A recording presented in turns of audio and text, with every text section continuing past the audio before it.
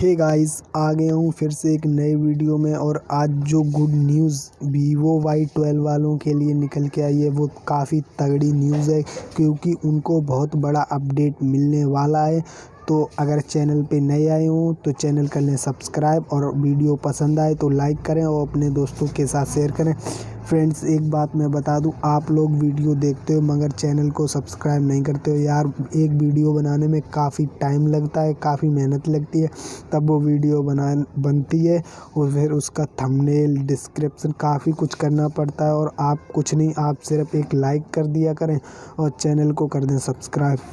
तो चलिए वीडियो शुरू करते हैं। तो ये न्यूज़ निकल के आई है Vivo Y12 वालों के लिए कि उनको Android 11 Funtouch OS 11 rolling out होने लगा इंडिया में। और वो देखते हैं कितना बड़ा अपडेट है, इसमें क्या क्या चेंजेस आए हैं। तो चलिए वीडियो शुरू करते हैं। तो सबसे पहले आप देखिए कुछ ये अपडेट है। तो यहाँ पे इन्होंने क्या मेंशन किया है, पहले तो आप ओल्ड वर्जन देख लीजिए 1.56.11 जो ओल्ड वर्जन है, और जो करंट न्यू वर्जन आया वो है 6.11.0 और इसका साइज है 3.79 GB। तो ये काफ़ी बड़ा अपडेट है, लमसम 4 GB का अपडेट है। और इसमें आप देख सकते हैं क्या इन्होंने मेंशन किया, your system has been update to Android 11। This update fuse each system performance and stability. इन्होंने Android 11 पे से 9 पे या 10 पे आपका जिस पे भी वर्क कर रहा हो, तो इन्होंने Android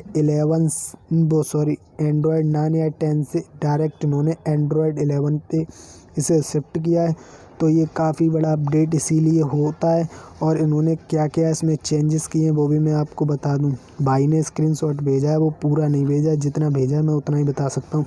तो यहाँ पे इन्होंने चेंज किया होम स्क्रीन में, optimise the home screen editing function and home screen display effect. तो इन्होंने एडिटिंग फंक्शन ऑप्टिमाइज किए हैं और इफ़ेक्ट काफ़ी अच्छे डाले हैं। और सेकंड है optimise the display for of background process. तो इन्होंने डिस्प्ले के जो बैकग्राउंड होता है उसमें काफ़ी अच्छा चेंजेस किया है। और फिर है डायनेमिक इफ़ेक्ट। डायनेमिक इफ़ेक्ट तो एंड्रॉयड 10 में भी आ गया था, बट इन्होंने 11 में भी कुछ चेंज किया है। यहाँ पे लिखा है optimise the animation for deleting cards in the background to allow adjacent card to gradual fill graph when you swipe to delete card।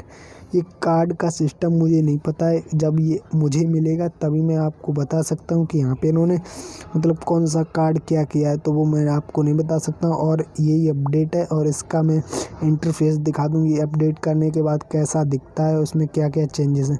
तो सबसे पहले आप देखिए, ये इसकी अपडेट होने के बाद अबाउट सेक्शन में जब आप चेक करते हैं तो यहाँ पे वाई का 3 GB का रैम है और 32 GB रोम है। तो यहाँ पे देखिए सीधा इन्होंने Android 11 पे पहुँचा दिया। अभी टेस्टिंग की वजह से ये Funtouch OS 9 पे है, और अभी ये 1-2 वीक में ये डायरेक्ट Android Funtouch OS 11 पे जाएगा। उसके बाद कुछ इसका ऐसा इंटरफेस है, आप देख सकते हैं आइकन वगैरह सब गोल कर दिए हैं। पहले चौखंटे से 4 खानों वाले होते थे, मगर अब इन्होंने इनको राउंड्स गोल कर दिया है। और वो क्या बोलते हैं कि इसको